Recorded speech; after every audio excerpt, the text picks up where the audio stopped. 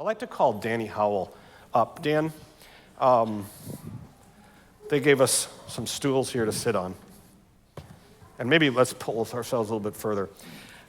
I wanted Dan to come up because Danny was, when I had hair, I know he's going to say it. When I had hair, he was my Bible teacher in the academy. So I've never not known Danny to be a teacher. I mean, he's always been a teacher to me, and I think for a lot of you, you've taken some of Danny's classes. He's got I can say this without hesitation, Dan, you have the gift of teaching. There's no doubt in my mind. And there was a time, and we kind of were playing racquetball about the same time this all happened. There was a time when you stopped using that gift for church, right, for us. Tell us about that. I met Jeff when he was about 15, and it was funny because we became immediate friends, and when I taught at the academy, he was the science teacher's reader. Yeah. And my Bible classroom was right across the hallway, so whenever they were blowing stuff up, I was always concerned.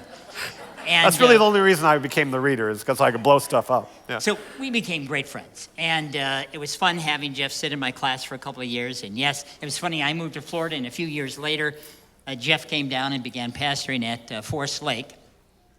I taught at Wisconsin Academy for several years, and then in 1978, we moved to Florida, and I began teaching at Forest Lake Academy.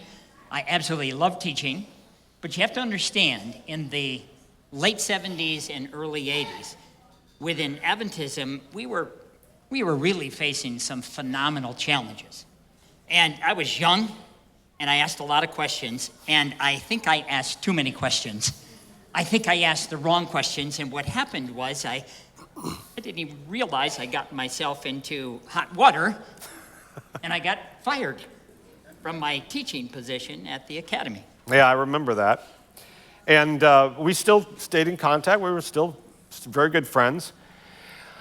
But as we talk about retaining, all of a sudden I realize, I'm thinking, wow, this is my Bible teacher. This is my friend. This is somebody who I've literally grown up with and looked at as a mentor.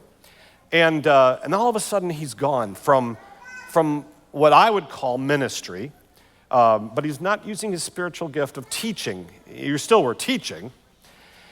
So I watched as things happened, but little by little, there were things happening, weren't there? Took you 10 years, yeah. But so the reason I'm having him up here is because you've been on both sides of this coin. Right. And so tell me what brought you back. It was funny, after 10 years of being out of the church, but having been nurtured in the church and loving fellowship and loving people, I began to realize that there was a real vacuum in my life. I loved my business. I traveled around the world. We ran car shows literally around the world. I had thousands of friends, but the intimacy of fellowship was really missing. And after about 10 years of completely being out of the church, I think probably during that time, probably became a deist. You could never deny God. It just was there. And, the retaining force, it just began to work on my heart. And so gradually, I felt that I needed fellowship. And I couldn't go back to the church that I'd been a member at. It just was difficult and hard. But I had friends by the name of Jack and Elsie Facundus and their children. And Jack and Elsie were the kind of people that long before we had our church motto of loving people into a lifelong friendship to Jesus, they lived that without ever having that necessarily their motto. And so even though I was out of the church that 10 years, every time I ran into the Facundus family, any one of them, I was loved and embraced and accepted. And so eventually, when God finally broke down the barriers of my heart, the safest place in the world to come was the Florida Hospital Church. We were over at the John Knox, before we had our own church. They had torn down the one over by the lake. And I would wander in the back door of the church, and I'd slip up into the balcony, and lo and behold, that's where Jack Facundus sat. And Yes. Jack and I would sit and we would visit, and Jack challenged me both intellectually and Jack loved me challenged like a the lot son. of people, yeah. That's right. He does love you like this.